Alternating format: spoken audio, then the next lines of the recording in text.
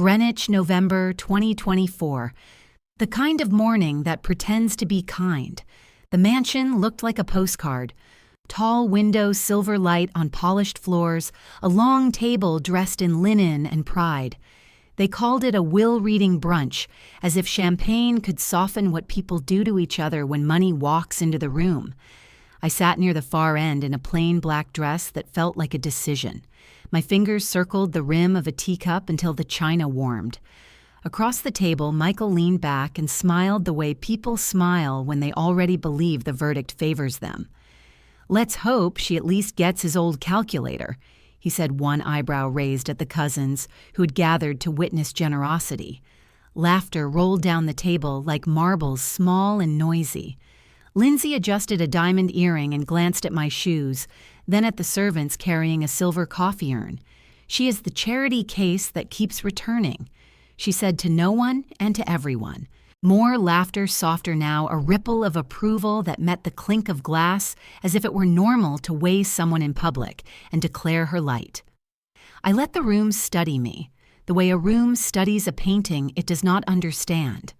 I watched sunlight float across a portrait of my father, a man who taught his children that legacy is a staircase, and some of us should learn to be content polishing the rail. The attorney Arthur Jennings arranged papers in front of him. He cleared his throat the way professionals do when they have been hired to sound gentle. Before he spoke, the talk at the table drifted like perfume. Someone said I had lost a job years ago. Someone else mentioned that I never married. Someone named a street in Bridgeport and said I probably rented a duplex there and that the rent must hurt now with prices rising. The room did not mean to be cruel. It meant to be sure. Arthur began with the language of order and law. He read the full name of the deceased, the date, the place, the clause that described the purpose of the document. He listed bequests the way a weatherman lists temperatures, even impersonal, a series of numbers that landed on familiar faces. Michael received a controlling block of stock in the company my grandfather built when machines were heavier and promises were iron. Lindsay received property's income streams, the kind of security that arranges the future and calls it fate. For Evelyn, Arthur read sentimental keepsakes to be selected at the discretion of the executor. The word sentimental reached the end of the table and sat down beside me like a cat that does not belong to anyone. Laughter came again, not loud now, but precise little knife points dressed as humor. Michael lifted his champagne. "Nothing wrong with a keepsake," he said. "A family must have its archivist." I looked at the bubbles race each other in his glass and thought about how quickly things rise when there is nowhere to go but up. I did not speak. I have learned that silence is a field where other people plant their assumptions. They were farming. The cousins debated which watch might remain. Someone suggested a framed photo. Michael said a calculator would be fitting. Lindsay asked if a box of holiday ornaments counted as a keepsake. Aunts chuckled. An uncle coughed into his napkin to hide a smile. All of it sounded like the soft applause people give a scene they have watched before and plan to watch again. Arthur turned a page. His expression changed. It was small, a flicker like a shadow noticing itself. He looked at me, then at the executor, then back to the stack of papers. He ran a finger along the bottom margin as if a sentence might step forward if summoned. He folded back the top page with care and found a sheet that did not belong to the performance the table had rehearsed. "Wait," he said, and the word fell into the silverware. "There is another page." The room paused, a collective inhale that made the flowers seem louder, the clock gentler, the air heavier. Michael set down his glass. Lindsay straightened in her chair. A cousin whispered something and then stopped as if a teacher had entered. "Please continue," my father said. Arthur read. "To Evelyn Pierce, the one who built her own fortune while I watched." The sentence moved across the table like weather. It touched every face, drew color from the confident, returned quiet to the talkers, made the portrait on the wall look less certain. Michael blinked as if the word fortune had arrived in a language he did not speak. Lindsay tilted her head the way a person does when a sound is familiar, but the meaning is new. An aunt murmured well and then did not finish the thought. My father adjusted his cuff and failed to hide the tremor. Arthur kept reading, but the line had already done its work. You could feel the story change shape. You could feel rooms in the house remember how doors work. I lifted my cup and took a slow sip. Tea is a patient witness. I let the heat reach my hands. I let the moment find its measure. Funny thing about silence, I said, not loud, not small, just equal to the room. It compounds interest. The words were not a shout and not a song. They were an arithmetic I learned the hard way, a habit that looks like nothing until the ledger opens and the numbers take a breath. Around me, the air adjusted. Laughter had left without saying goodbye. The portrait watched a different scene. Somewhere a servant stopped to listen. In the center of the table, a bowl of lemons shone like little suns that finally had an audience. Arthur placed the extra page beside the others and squared the corners. The line was ink, and the ink was a hand, and that hand knew me. I set my cup down and let the china speak for me, a single gentle sound on polished wood, the sound a room makes when it realizes it has been studying the wrong painting. When I was 22, I thought numbers were the most honest thing on earth. They did not flatter or lie. They did not pick favorites at dinner tables. In 1985, my father's company, Pierce Manufacturing, smelled like oil and metal and ambition. I worked there as a junior accountant with a desk near the loading bay. I could hear the rhythm of machines through the floor, and it felt like a promise. My father, Richard Pierce, was the kind of man who believed loyalty should look like silence. My brother Michael walked through those same halls like a prince born to own them. He wore suits before he could afford them and practiced handshakes in front of mirrors. I carried ledgers and typed invoices. When the auditors visited that spring, I stayed late to check totals. The figures did not match. Expenses folded into inventory, duplicate payments marked as maintenance, and a pattern of transfers that ended in a private account I did not recognize. I thought it was a mistake. I brought the file to my father's office. He sat behind his desk with a tumbler of scotch and the kind of patience that waits to see how much you already know. He looked at the papers and smiled in a way that felt like dismissal. "You think you are smarter than your father?" he asked. The next morning, my ID card did not open the door. Human Resources said the position was being restructured. At home, my mother said it would be best not to make a scene. Michael sent flowers with a note that said, "Good luck finding your own path." I packed my books, a typewriter, and 2 suits into the back of an old Honda Civic and drove 40 miles south to Bridgeport. The city smelled different, salt and brick instead of oil. I rented the upstairs half of a duplex on Union Avenue, small kitchen, 1 window facing the harbor. It was the first space that belonged only to me. I told myself losing everything is freedom disguised as humiliation. Freelance work came slowly at first.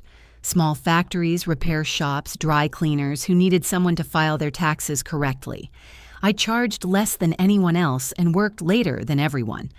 By 1990, I had 10 clients. By 1995, I had 40. The numbers began to tell a new story. I learned the language of depreciation and leverage. I learned that every small profit, when reinvested, quietly multiplies faster than gossip. While Michael bought his first BMW, I bought my first foreclosure, a narrow house near the river with cracked windows and a broken fence. I painted it myself, rented it to a family of 4, and 6 years later, sold it for triple. I repeated that pattern until I stopped counting. The city became a map of my decisions. Each address another line in a ledger only I could read. My family never asked how I was doing. At Thanksgiving, my mother called out of obligation and filled silence with weather reports. When I visited 1 year, she introduced me to her friends as the daughter who still works with numbers, as if numbers were an illness that refused to clear. Michael's firm threw parties. My father was photographed beside senators and developers. They were building a skyline while I was buying its foundations. In 2001, I incorporated Fair House Holdings, a quiet name that looked harmless on paper. By 2005, I owned 3 mixed-use buildings downtown. The tenants knew me as Mrs. P. I preferred it that way. The less they knew about my last name, the freer I felt. Bridgeport taught me modest walls can hold strong safes.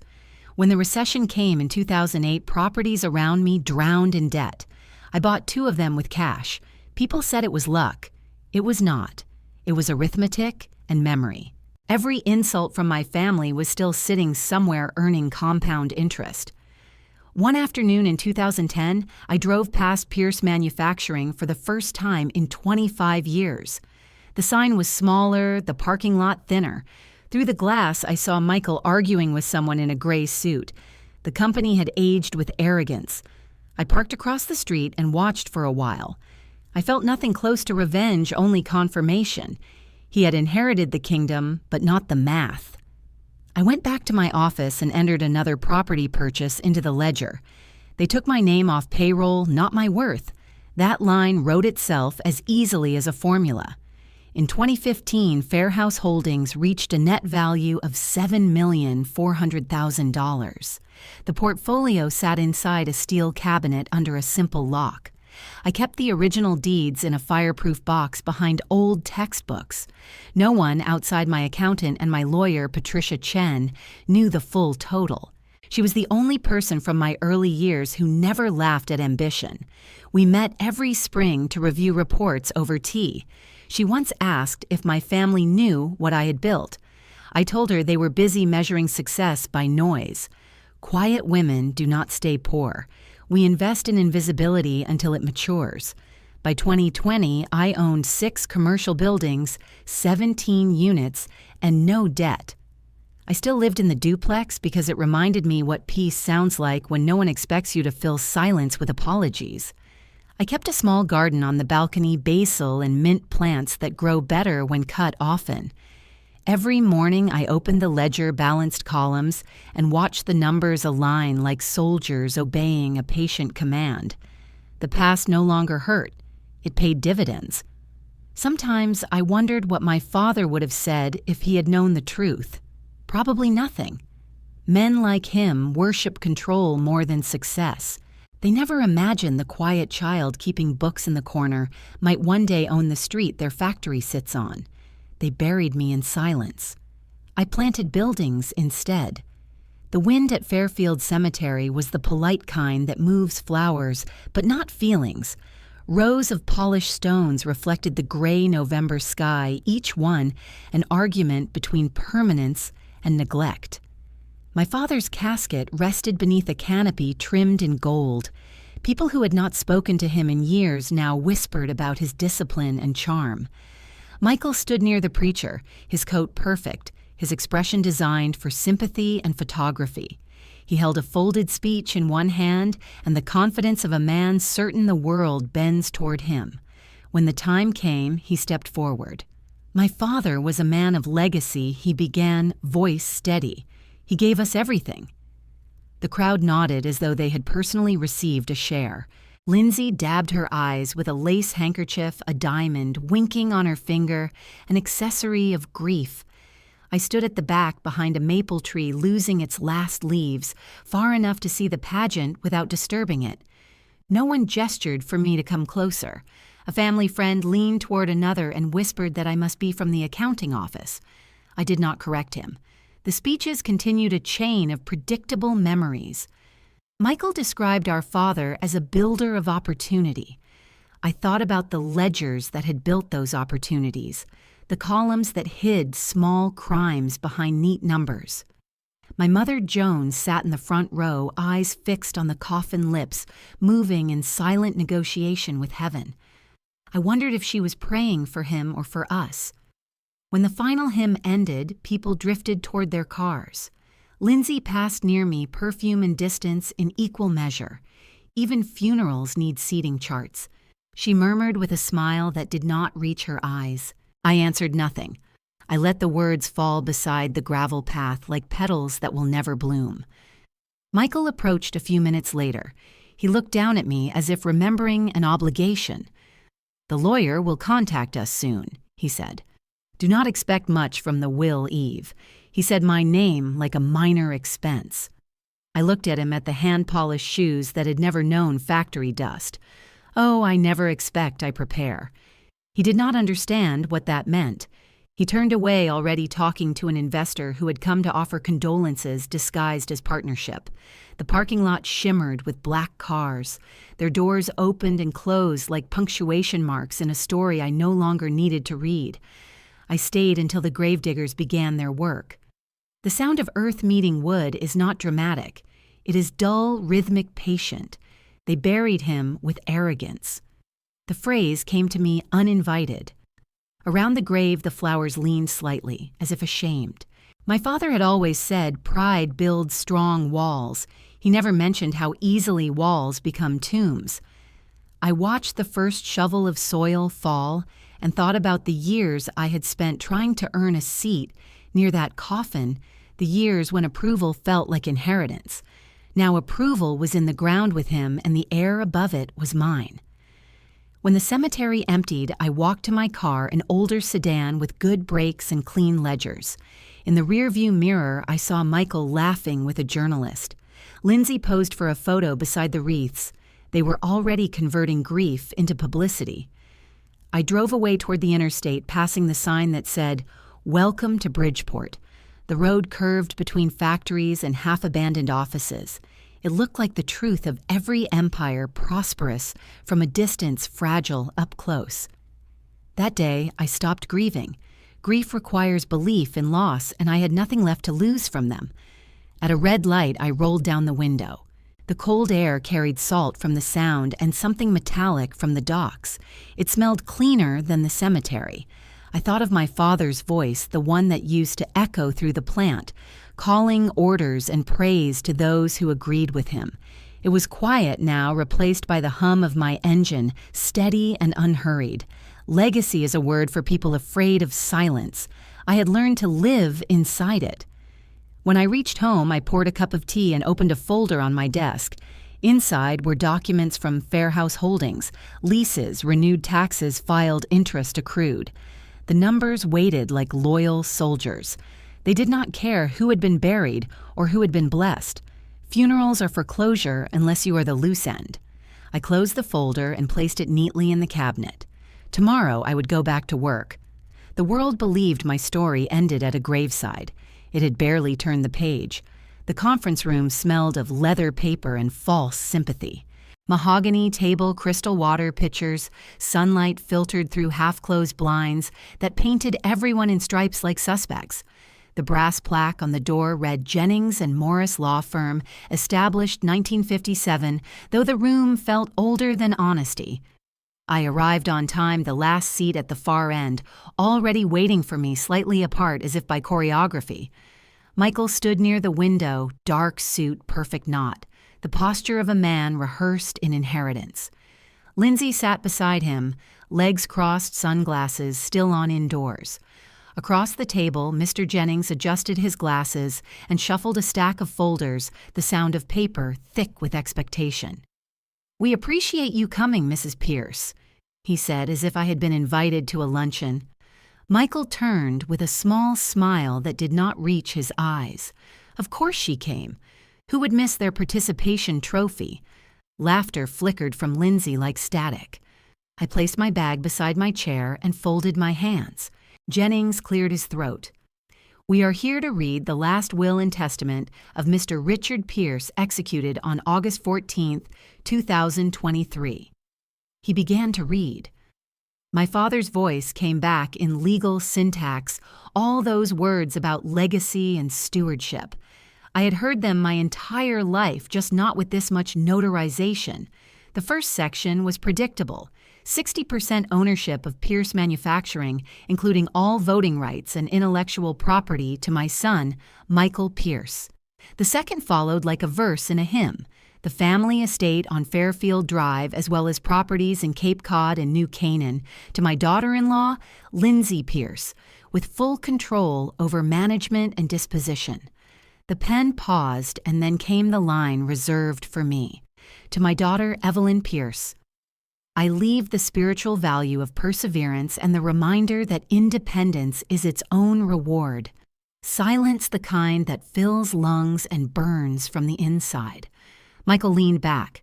He said, "You were always the sentimental one." I met his gaze and said nothing.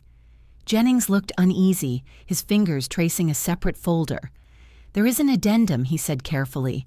"It was executed on September 2nd, 2024, witnessed and notarized." Michael waved a hand. Probably another one of his moral essays. Jennings opened the folder and unfolded a single page. His tone shifted.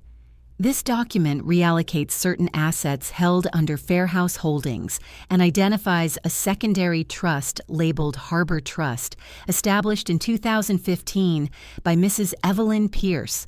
My name sounded strange in that context. Michael frowned. "Harbor what?" Jennings continued reading. "Under this clause, the Harbor Trust is designated as a controlling entity over multiple commercial properties in Bridgeport and downtown New Haven to be transferred effective immediately to Mrs. Pierce. Additionally, the Fairhouse Holdings account will now serve as the financial repository for the family's long-term charitable foundation, with Mrs. Pierce as executive chair." Lindsay blinked her sunglasses now in her lap. Michael stood up so fast the chair screeched against the floor. "That is forged. My father would never do that." Jennings looked up without flinching. "The notary's stamp is verified, Mr. Pierce. The witnesses' signatures match the state records." Michael leaned forward, palms flat, voice rising. She must have manipulated him. She took advantage of his age. I heard myself say quietly, "Age gives clarity, not confusion." Jennings closed the folder with the care of someone sealing a verdict. "The transfer documents have already been processed. You will receive copies by mail."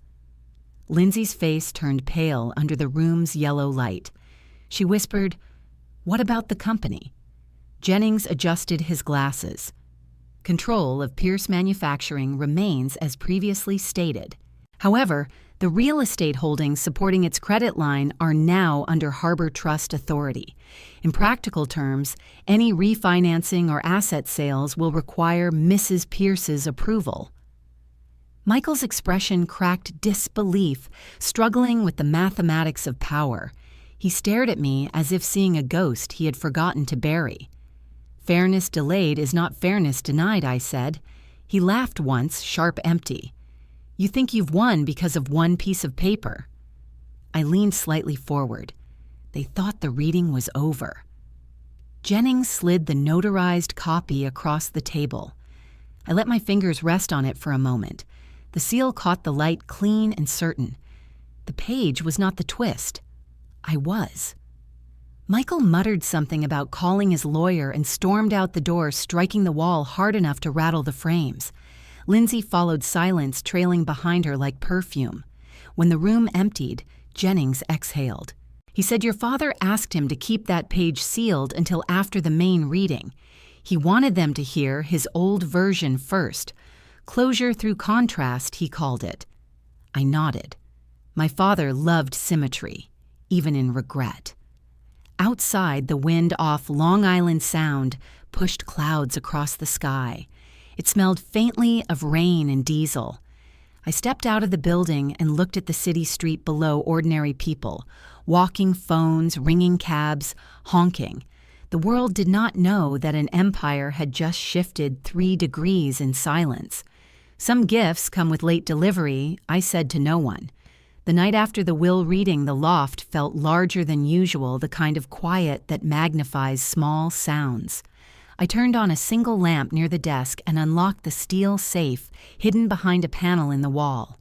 Inside lay 30 years of discipline, bound in manila folders, receipts, notarized deeds, and the charter of Fairhouse Holdings, LLC. The ink on those papers had outlasted every insult I had ever swallowed. 17 properties total valuation, $7.4 million, all clean, no liens, no debts. The spreadsheet that tracked them opened like a confession on my laptop. Columns of figures aligned with the precision of prayer. Rent income, maintenance costs, tax credits, depreciation, every line, proof that silence compounds interest. I printed the summary and placed it beside the trust documents from Jennings. My father had tried to erase me with one pen stroke. He had forgotten that accountants keep copies. The phone rang once. Patricia Chen's voice came through calm and alert. She had been my ally since our first job out of college, now a financial attorney with the kind of memory that makes fraud nervous. I told her what happened at the law firm. She arrived an hour later, coat still buttoned, legal pad in hand. The smell of winter followed her inside. She sat by the table and began reading through the notarized addendum. The seal was authentic, she said, but something about the signature timestamp felt off. She opened her laptop, logged into the probate database, and frowned. According to the record, your father updated his original will a week before his death. The version Jennings read today was created after that. That means someone replaced the file. Probate fraud, she whispered almost to herself. I felt the familiar stillness of realization, the kind that used to come when numbers revealed their secrets. He changed the beneficiary structure in favor of Michael and Lindsay, she continued, but the addendum reverses that manipulation. Your father must have known what they planned and corrected it in secret. I looked at the documents again. The signatures matched, but the order of notarization was inverted. Patricia traced her pen over the date. This one here was backdated. Whoever filed it first wanted to make sure your version never saw light. I leaned back, watching the lamplight bend across the steel edges of the safe. My father's world had been built on control. Even dying, he tried to choreograph truth. They must have realized he changed it too late, I said. Patricia nodded. It happens often when heirs get impatient. Courts can take years to unravel something like this. I poured her tea and said, "We do not fight them in court. We buy the court." She looked up, half smiling, unsure if I was joking. I was not. The next morning, I began compiling everything. Tax returns, corporate filings, wire transfer proofs. Each folder was labeled and indexed. You cannot bribe numbers. They confess only to those who read them carefully. Patricia reviewed every page, marking details in the margins. "We can use this to petition for independent review," she said. I shook my head. That gives them time. Time is what people with guilt buy first. She closed the folder slowly. "What are you planning?" I opened another drawer and handed her a sealed envelope. Inside were letters from a notary confirming the authenticity of each property deed, plus photos of the buildings. Truth fits perfectly in ledgers, I said. It does not need speeches. Patricia stared at me for a long moment. You were always better at math than Mercy. Maybe Mercy is just delayed calculation. We worked through the night verifying records. Each transaction told a small story. A building bought during recession, a tenant supported during pandemic rent, freezes a refinance closed when banks refused others. By dawn, the desk was covered in proof that quiet work builds unshakable ground. When Patricia finally left, the sky over Bridgeport was the color of steel. I stood by the window watching early trucks move through the fog. The city looked unaware that its balance sheet had shifted overnight. I placed the folders back in the safe, locked it, and pressed my palm against the cool metal. My father's signature might have been forged, but his lesson was not. Control every digit, trust no applause. Silence builds interest. Evidence compounds it. The boardroom of Pierce Manufacturing smelled of polished ambition. The walls were lined with photographs of factory floors and executives shaking hands with governors. A massive screen displayed a pie chart that no one yet understood except me. It was March 2025, and the room buzzed with tension disguised as productivity. I entered quietly, my white blazer catching the sterile light from the recessed ceiling. Conversations died mid-sentence. Michael stood near the head of the table, flanked by investors and advisors. His voice carried authority but cracked under pressure. "We are finalizing a partnership shift with our secondary shareholders," he announced. The words partnership shift meant rescue, though he would never admit that. The company had been bleeding cash since December, a result of aggressive expansion and creative accounting. They needed new capital. I had spent the last 2 months arranging that capital under a different name. Fairhouse Holdings, LLC. Patricia had executed the purchase discreetly, buying 40% of the company through shell intermediaries. The transfer cleared 3 days ago. Michael still believed he controlled everything. Mr. Jennings from the law firm stood by the window, calm and unreadable. He had been invited as a courtesy, though I knew better. Courtesy was a currency I now minted. As Michael prepared to introduce the supposed investor, I stepped forward. The click of my heels silenced the room. "Good morning, gentlemen." Lindsay turned in her chair, her smile freezing when she saw me. "What are you doing here?" she asked. I nodded toward the screen. "I believe I have a seat." Michael frowned. "This is a private meeting." "Not anymore." Jennings gestured toward the assistant at the console. "Show the updated shareholder breakdown, please."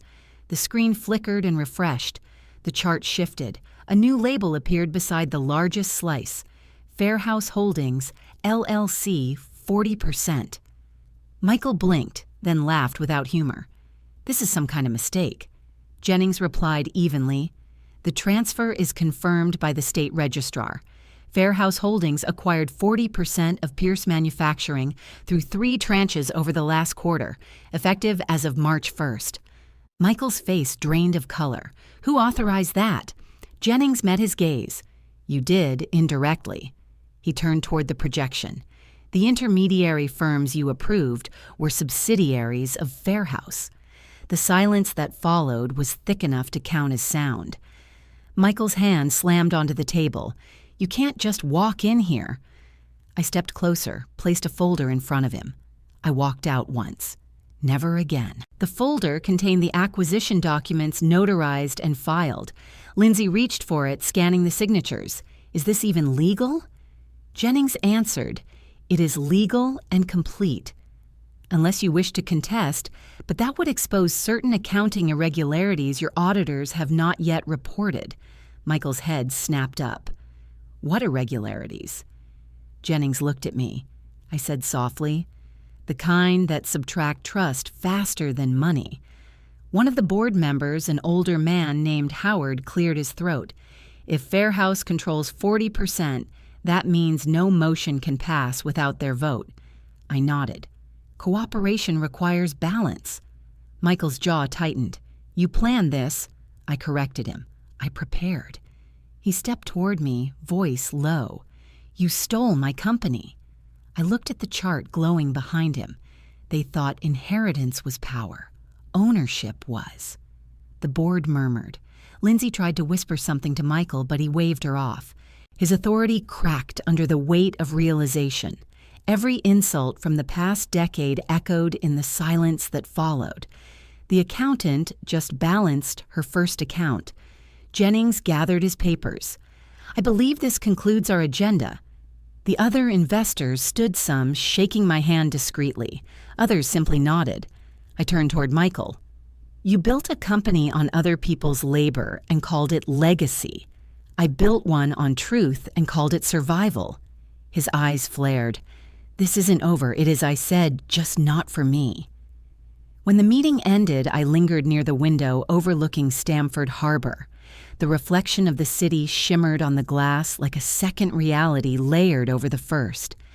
Patricia joined me, her expression half pride, half disbelief. "That was ruthless," she said quietly. "No," I replied, "it was arithmetic." Outside, trucks moved along the pier, containers stacked like ledger lines.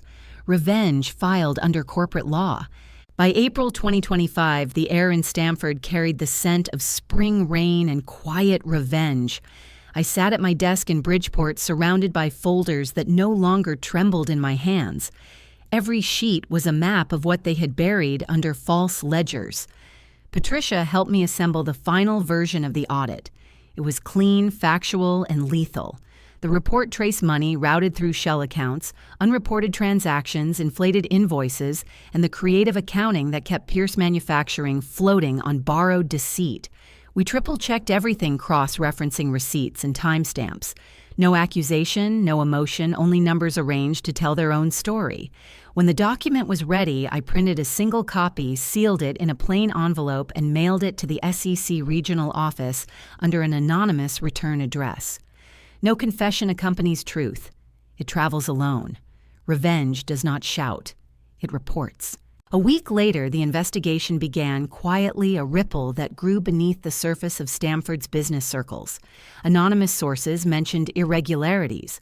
The bank where Michael managed the corporate donations account froze his access after a compliance flag. He called the branch in fury. By the next morning, the charity foundation that carried his name was under temporary suspension. He would later call it sabotage. I called it reconciliation of errors. They hid numbers. I filed them. The press caught scent of the story before he did. On April 18th, the Greenwich Post ran a feature titled "The Quiet Woman Behind Fairhouse Empire." The headline sat above a photo of me at a community housing project, hard hat on clipboard in hand, sunlight reflecting off the steel frames behind me. The article described Fairhouse Holdings as a silent giant revitalizing downtown properties, while maintaining transparency and ethics. It compared that discipline to the chaos now surrounding Pierce Manufacturing. They quoted one of my tenants saying, "Mrs. Pierce runs her buildings like a symphony." Michael read it the same morning SEC agents arrived at his office with subpoenas. Lindsay called that afternoon. Her voice came sharp through the phone. "You liar, you tricked everyone, even him." I listened to the static between her words. "Truth offends only the guilty," I said. She cursed and hung up.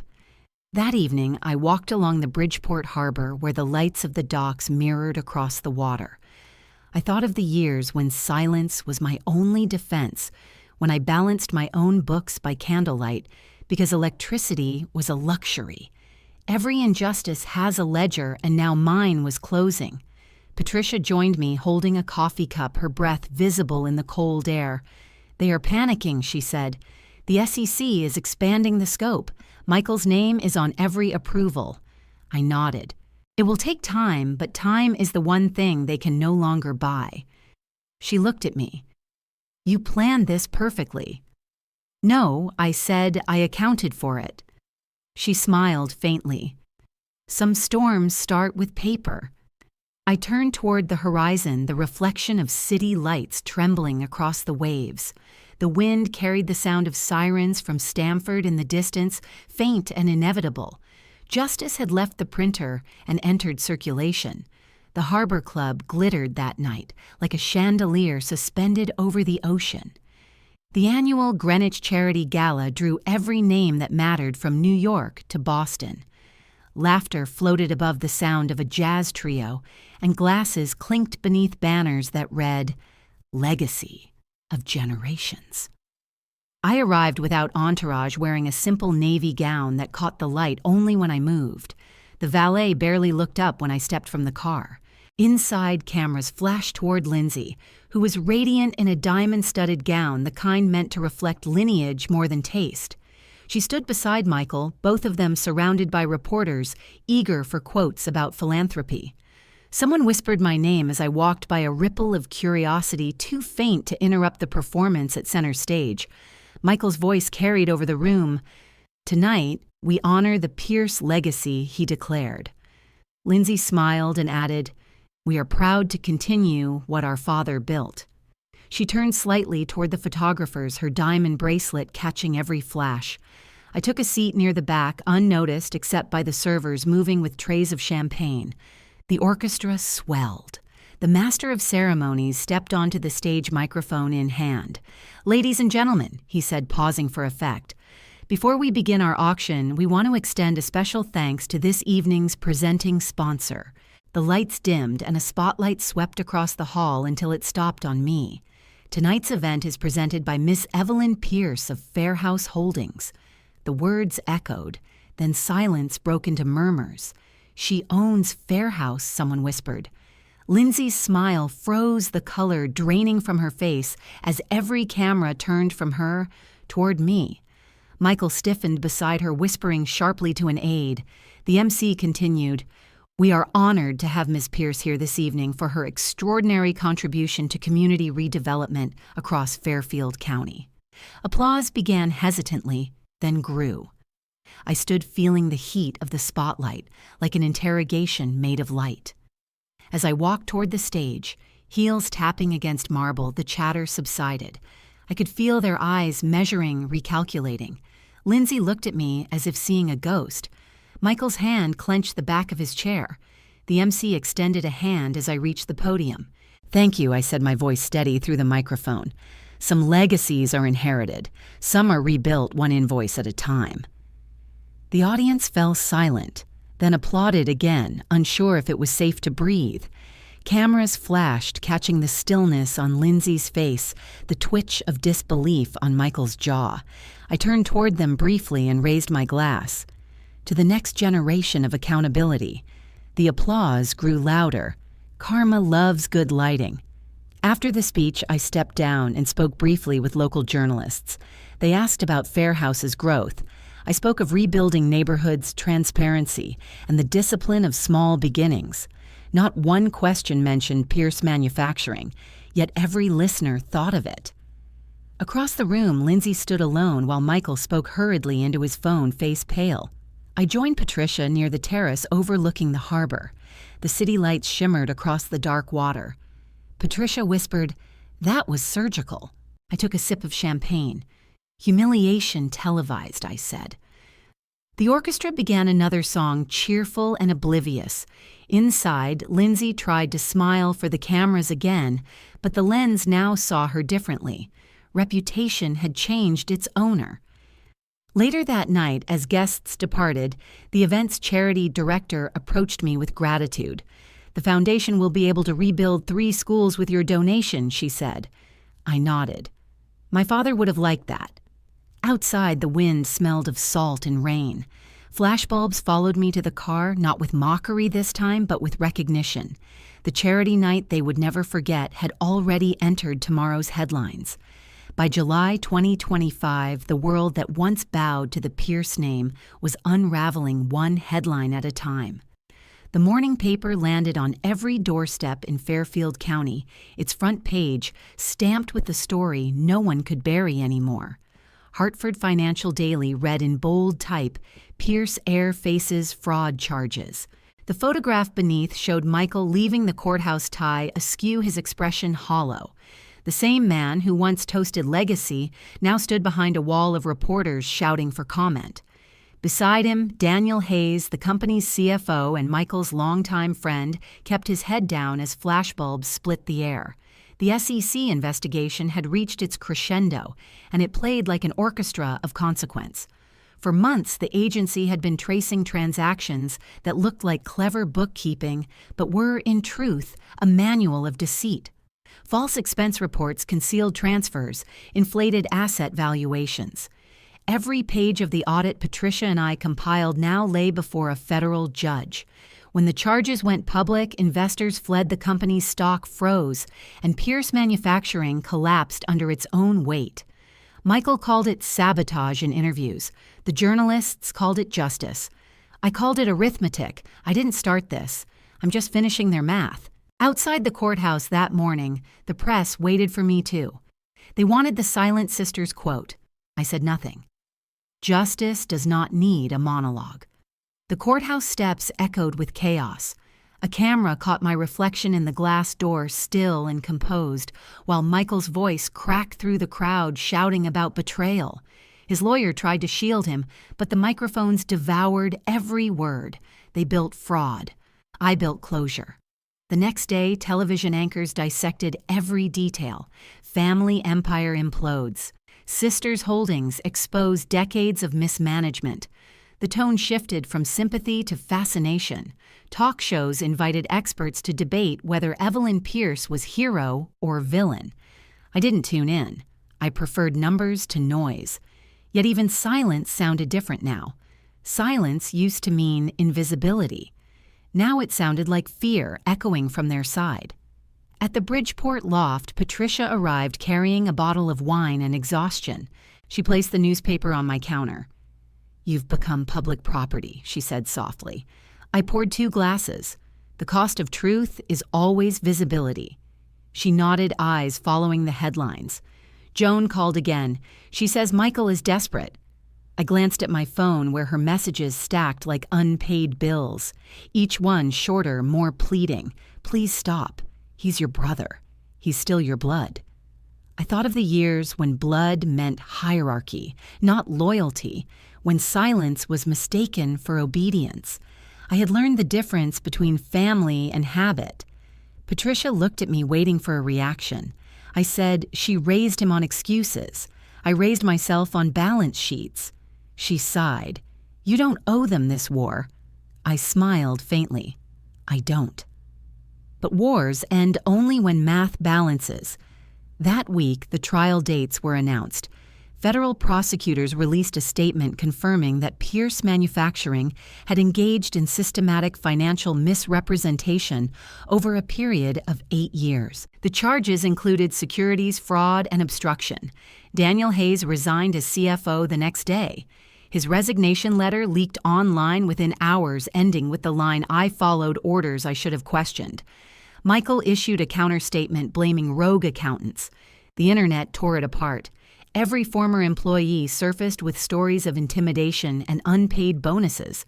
The company's reputation collapsed faster than its stock value. Reporters camped outside the family estate. Drones hovered above the marble gates. Lindsay tried to stage a live interview defending him, but broke down mid-sentence when confronted with documents showing her signature on falsified donation ledgers. The Pierce legacy became a case study in greed taught in business ethics seminars within weeks. I didn't celebrate. Justice isn't celebration. It's correction. Late one night, Joan appeared at my door. The years had shrunk her frame, but her eyes still carried the weight of control. She clutched her rosary in one hand, the other trembling. "Evelyn, please," she said. "You've made your point. End this before it destroys what's left." I motioned for her to sit, but she remained standing. "The lawyers said they might go to prison," she whispered. "Do you really want to see your brother behind bars?" I looked at her for a long time. The question came too late, decades too late. I poured tea and placed it in front of her. "I didn't start this. I'm just finishing their math." She stared at me, tears filling the wrinkles time had carved. "You sound like him," she said. The words landed like a dull thud intended to wound. I replied, "No, I sound like someone who finally understood him." She turned away, pressing her handkerchief to her mouth. Outside, sirens wailed faintly across the harbor, the same sound that used to soothe me as a child. When she left, the apartment felt lighter. Patricia texted later. "The news just broke. Michael's assets are frozen." I sent back a single line. Balance restored. In the weeks that followed, reporters followed every development. Court sketches captured Michael in suits that no longer fit. The cameras loved his downfall, the slow-motion ruin of entitlement. The same magazines that once published his smiling portraits now printed side-by-side comparisons of before and after. A headline read, "Silence now sounds like fear." The irony was delicious, though I never said so aloud. Lindsay disappeared from public view, retreating to a rented apartment in New Haven. Daniel began cooperating with investigators, trading confession for leniency.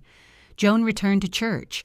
And I, the forgotten daughter, continued my routine: meetings, property reviews, tenants' audits. Justice may not need mercy, but it does require maintenance. Every system, even moral ones, must be balanced. By the end of July, Pierce Manufacturing filed for bankruptcy protection. Its remaining assets were placed in receivership under court supervision. The official report concluded that the collapse resulted from internal mismanagement, not external sabotage. That sentence, printed in black ink, was the final correction in a ledger decades overdue. September 2025 came with the early chill that creeps into Bridgeport before the leaves even begin to turn. The cafe on State Street smelled of burnt espresso and old wood, the kind of place where silence could hide between the hum of machines. I chose that spot deliberately, the same corner table where I used to plan my ledgers in the years no one called. When the door opened and Michael stepped inside, I recognized him instantly, despite the changes. The suit was cheaper, the shoulders slumped, his hair, thinner eyes hollowed by nights spent negotiating with ghosts. He spotted me and hesitated, almost turned back, but guilt has a gravity stronger than pride. He walked toward me, clutching a folder like a lifeline. "Evelyn," he said, voice rough. I gestured to the seat across from me. He sat staring at the coffee cup I'd already ordered for him. For a moment, he didn't speak. The noise of the espresso machine filled the space between us. Then he said, "We lost everything. The house, the cars, the investors. Even Lindsay is gone. She filed for divorce." He tried to laugh, but it broke halfway. "You were right about everything, Eve. I just need help rebuilding. You know how to fix things. Please." I leaned back, studying him. The man who once measured his worth by square footage now sat begging for square one. I poured cream into my cup, stirring slowly. "You had everything I said, quietly. You lost integrity." He flinched like the word was a weapon. I reached into my bag and pulled out an envelope, slid it across the table. Inside was a check for $10 made out to his name in clean black ink. He frowned, confused. "What is this?" "Your share of conscience," I said. "It's the only asset you still own." For a moment, he just stared, eyes glassy, trying to decide if it was an insult or mercy. Then his face crumpled, and he pressed his hand over his mouth to hold back whatever sound wanted to escape. I watched without moving. Regret is a poor currency. He pushed the envelope back, shaking his head. "I didn't come for money. I came for forgiveness." I smiled faintly. "That's the one thing I never kept in my accounts." He looked down, tracing the grain of the table with his thumb. "They talk about you," he murmured. "They say you planned this for years. Did you?" I looked at him steady. "No, I balanced it." He nodded slowly, as if understanding too late. Outside, a gust of wind carried a swirl of paper across the street, like the ghosts of contracts no one honored. He said softly, "I thought winning meant having control. I thought you'd hate me forever." "Hate is effort," I replied. "You were never worth the energy." He closed his eyes, tears slipping through his fingers. The waitress passed by, refilling my cup without a word. When she left, he whispered, "You destroyed the family." I tilted my head. "No, I exposed it. There's a difference. The family was already gone the moment we chose deceit over decency." He opened his mouth, then stopped. I slid the envelope back toward him again. "Keep it," I said. "Proof that even debts of the soul can be recorded." He took it, held it like a fragile thing, then stood. I could smell the faint cologne he used to wear diluted, now a memory of arrogance fading in the air. He said, "I'll pay you back one day." I smiled without humor. Apologies don't accrue interest. He nodded, once eyes red, and left. Through the window, I watched him cross the street, shoulders hunched, vanishing into the stream of ordinary men with nothing left but history. When he disappeared around the corner, I exhaled, realizing I'd been holding my breath. Patricia texted a few minutes later. "The paper's finalized. He signed everything over." I replied, "Balance achieved." The barista came to clear the table. She noticed the $10 check I'd written and asked if I wanted to void it. "No," I said, "leave it. Some lessons deserve a receipt." October 2025 arrived with crisp air and the smell of turning leaves drifting through Manhattan. The press conference was held in the glass atrium of the Midtown Financial Center, where the skyline stretched like a mirror of ambition. Reporters gathered in neat rows, notebooks poised, cameras humming in quiet anticipation. Behind the podium, the old logo of Pierce Manufacturing hung on a black banner for the last time.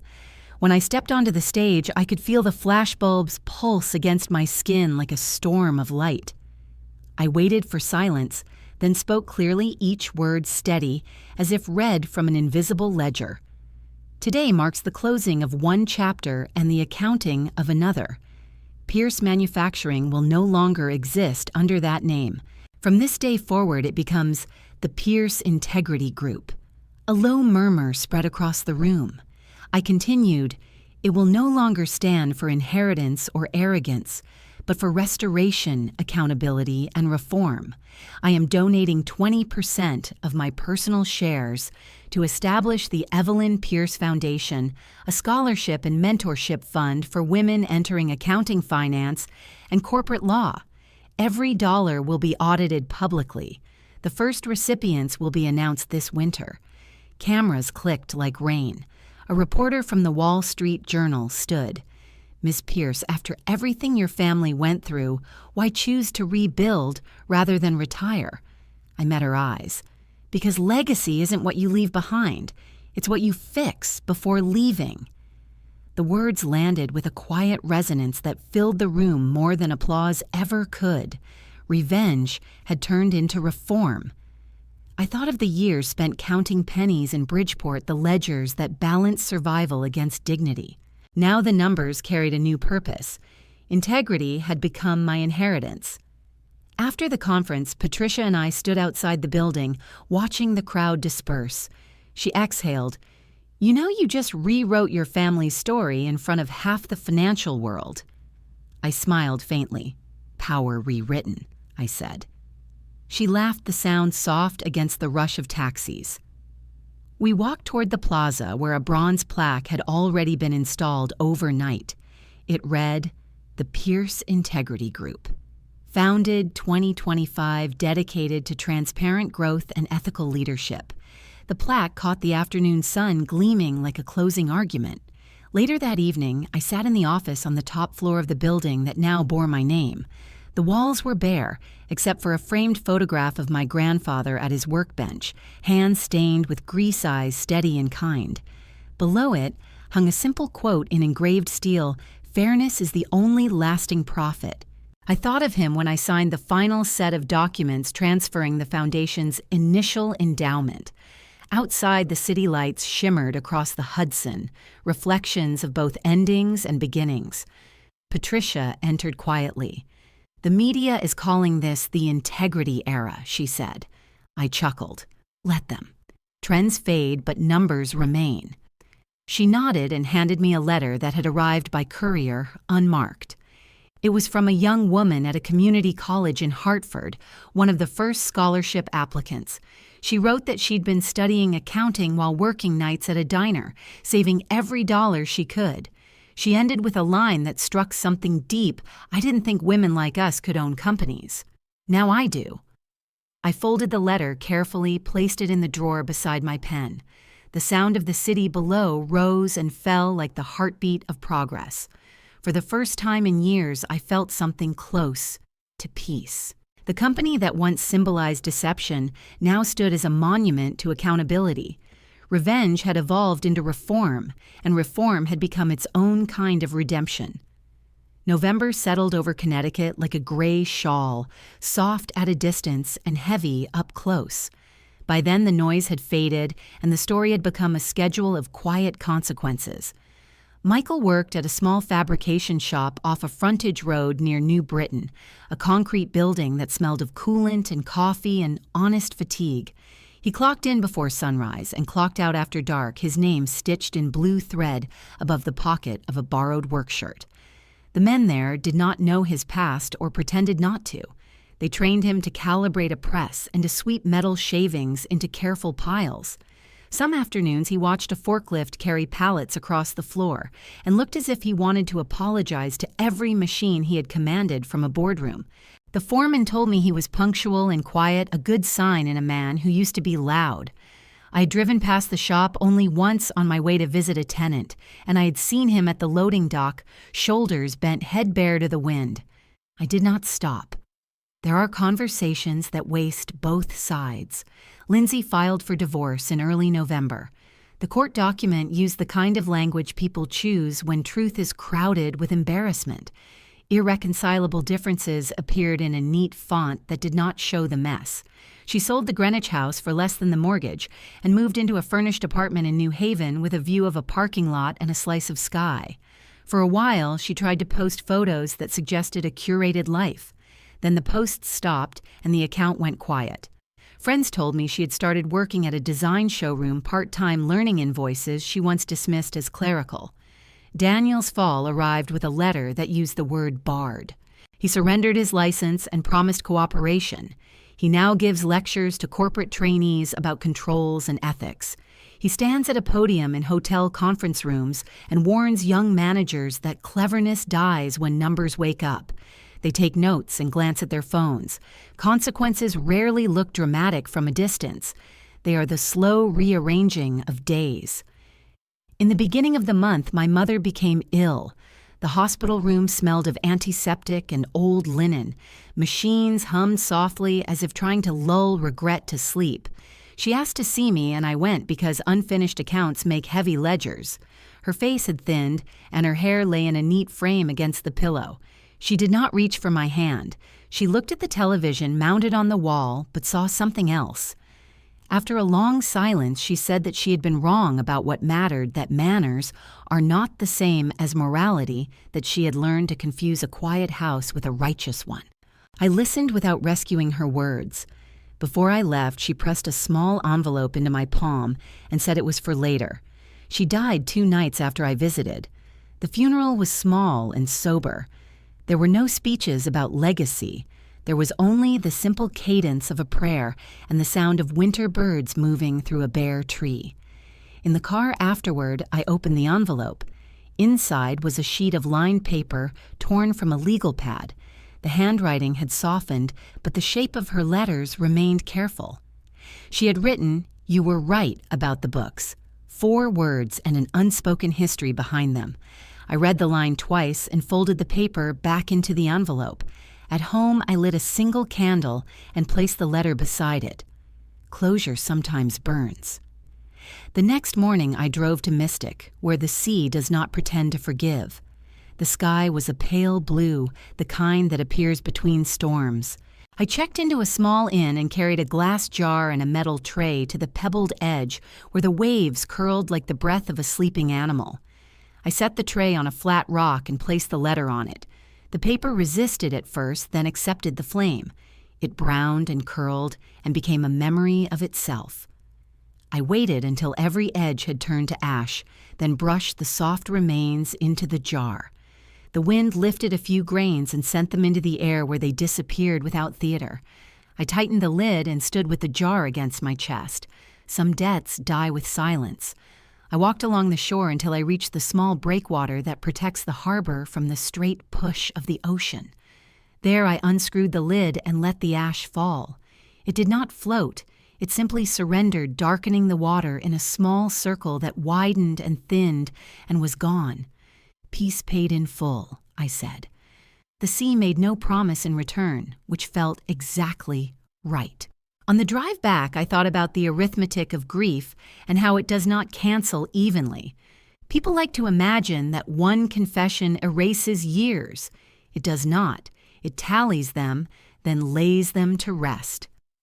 That afternoon, I walked through a property on Broad Street where the foundation had funded a classroom for women studying bookkeeping. The desks were arranged in straight lines, and the chalkboard carried the faint dust of yesterday's lesson. A woman in her 30s approached and asked if I was the one who started the program.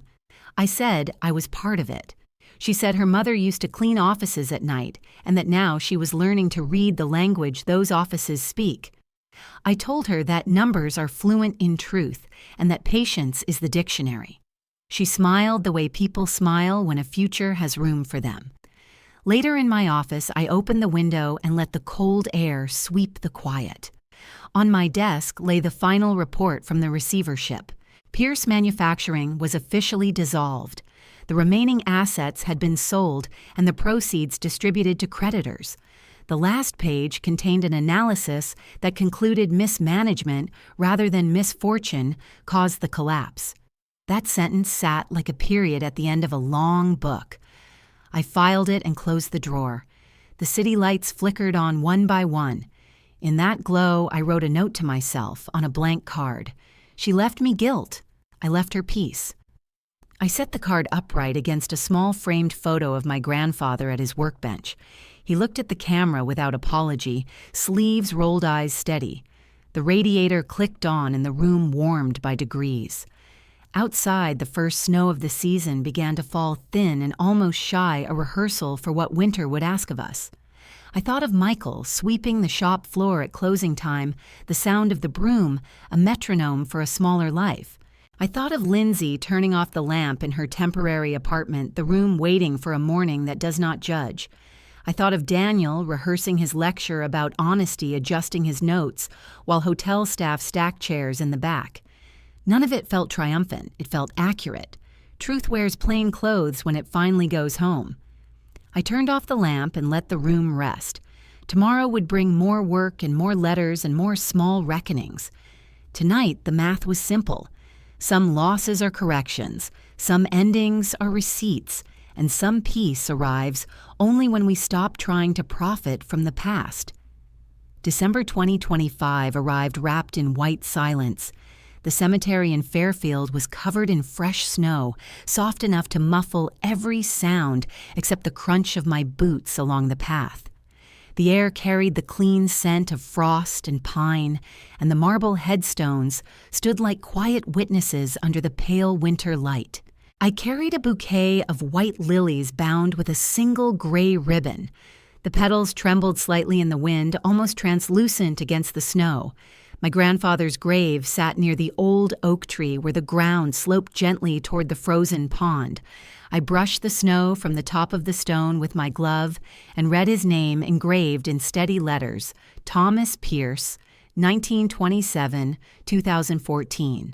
Below it, the simple line he had chosen for himself, "Integrity is the inheritance that never devalues."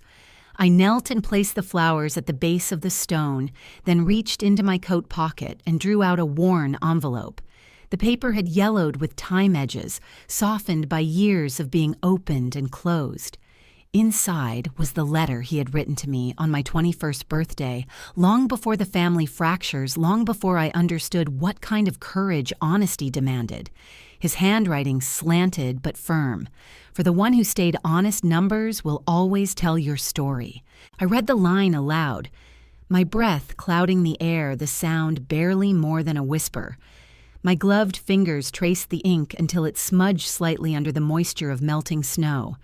I folded the letter carefully and returned it to the envelope. "They laughed at the will," I said softly. "I became the will." The words didn't feel like triumph. They felt like completion, the last entry in a ledger finally balanced. Behind me, the faint sound of church bells drifted from the town square.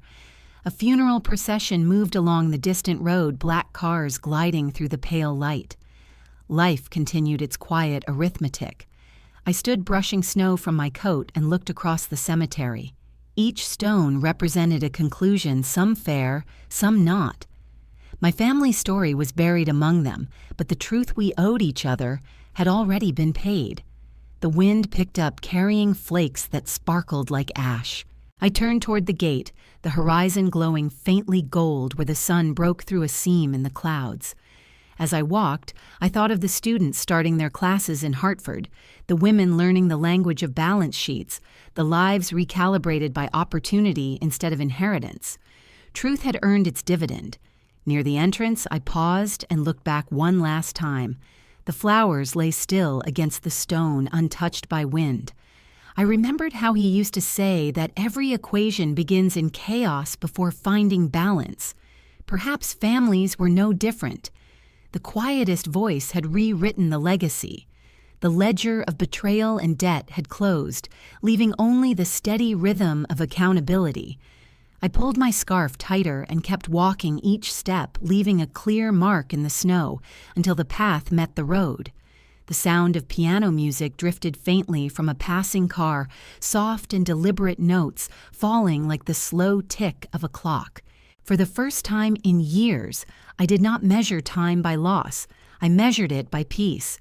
The city of Fairfield shimmered ahead, its windows reflecting the cold sun. Somewhere within it, ledgers were being balanced, contracts, signed decisions made, all the small mechanisms that kept the world honest.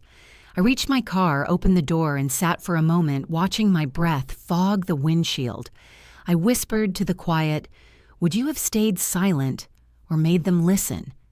Then I started the engine, the sound blending with the distant bells. As the car rolled forward, the cemetery faded behind me, white against white, until only the horizon remained.